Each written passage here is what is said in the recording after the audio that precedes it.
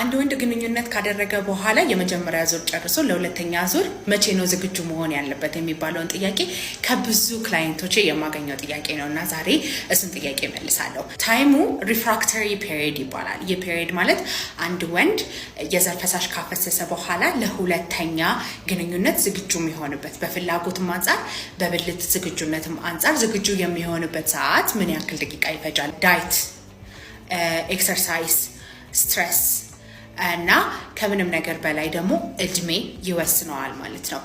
ስለዚህ ብዙ ጊዜ ቲኔጀሮች የሆናችሁና 20 ዓመታችሁ ውስጥ ያላችሁ ሰዎች የተወሰኑ ደቂቃዎች ቢበዛ 1 ሰዓት ድረስ ቢቆይባችሁ ኖርማል ከሆነ ማለት ነው።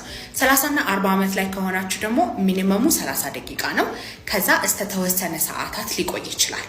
50 ዓመት እና ከዛ በላይ ከሆናችሁ ደግሞ ሚኒመም የተወሰነ ሰዓታት ሊቆይ ይችላል። ከዛ ማክሲመም ደግሞ እስከ 24 ሰዓት ድረስ ሊሄድ ይችላል። አንድ ወንድ ለምንድን ነው ሪፍራክተሪ ፔሪድ የሚፈጠርበት ብለን ስናስብ እንደ መኪና አድርገን ነው የምናስበው ማለት ነው። ስለዚህ አንድ ወንድ ግንኙነት ሲያደርግ ማክሲመም አማውንት ኦፍ ዶፓሚን የሚባል ፈሳሽ ይለቀቃል። ይህ ፈሳሽ ኤክሳይትመንትን የሚጨምር ግንኙነት ጊዜ አታችመንትን የሚጨምር ስትሮንግ የምትሆንበትን ነገር ዲተርማይን የሚያደርግ ዳጅ አድርገን ነው የምናስበው። ሰው የዘር ፈሳሽ ስትታፈሱ ድረስ በደንብ አድርጎ አቅም የሚሰጣችሁ ዶፓሚን ነው ማለት ነው። ልክ የዘር ፈሳሽ እንዳፈሰሳችሁ የሚለቀቁ 2 ሆርሞኖች አሉ። የመጀመሪያው ፕሮላክቲን ነው።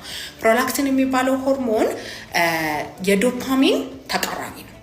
የመኪናው ፍሬን አድርጋችሁ ልታስቡ ትችላላችሁ ማለት ነው። እዛ ሲሆን ቀጥሎ ግንኙነት ለማድረግ ፍላጎቱም ይቀንሳል፣ የብልት ዝግጁነቱም ይቀንሳል። ይሄ ሆርሞን ተለቆ ወዲያውኑ ነው የሚወርደው።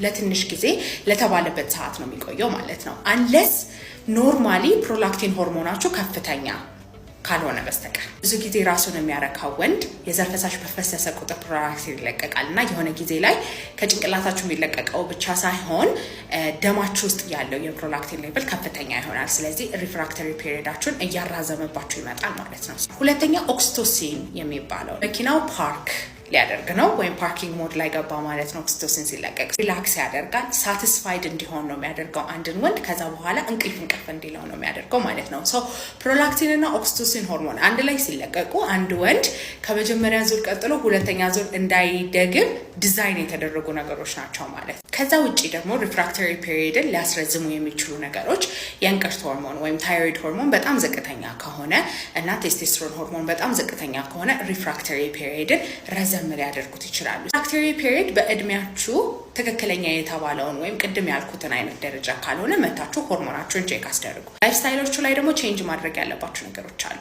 አንደኛ መልቲ